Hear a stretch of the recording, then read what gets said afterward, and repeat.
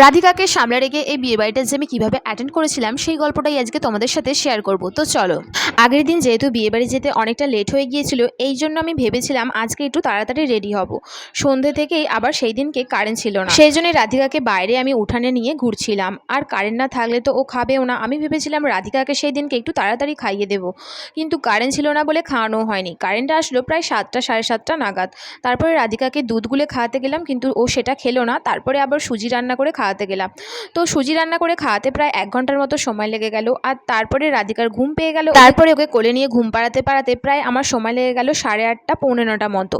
তো ওকে কোলে নিয়ে শুয়েই আমি মেকআপটা করে নিয়েছিলাম। আর তারপরে আবার কারেন্ট চলে গিয়েছিল। তারপরে সুরজকে বললাম যে তুমি একটু মানুকে নিয়ে বাইরে ঘোরো, আর ততক্ষণে আমি রেডি হয়ে নিয়েছি। তো সুরজ রাধিকাকে নিয়ে বাইরে কোলে করে ঘুম পাড়াচ্ছিল, আর আমি ফোনের লাইট জ্বেলে ততক্ষণে রেডি হয়ে গেলাম।